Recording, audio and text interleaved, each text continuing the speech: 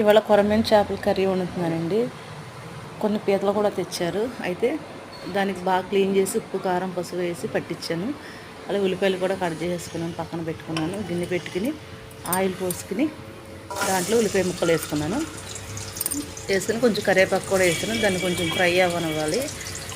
అయిన తర్వాత ఈ చేప ముక్కలు కూడా ఉప్పు కారం కలిపి పెట్టుకున్నా కదా, పసుపు అవన్నీ ఈ ఉల్లిపాయలు వేగిపోయిన తర్వాత కొంచెం మసాలా కూడా పట్టించేసాను.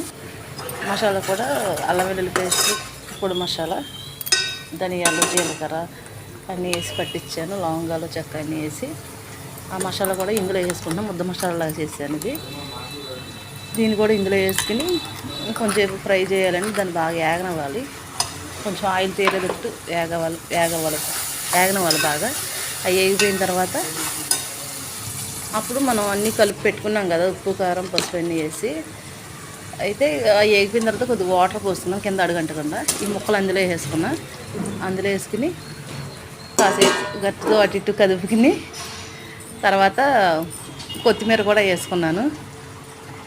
వేసుకుని కొద్దిగా వాటర్ అయితే వేసుకున్నా. ఆ కొత్తిమీర అంతా వేసిన తర్వాత కొంచెం వాటర్ వేసుకుని, ఎక్కువ వేయ అవసరం లేదు, కొద్దిగానే వేయాలి చేపలకి. ఇదంటే ఇగురు కింద పెడదామని ఇది కర్రీ కింద.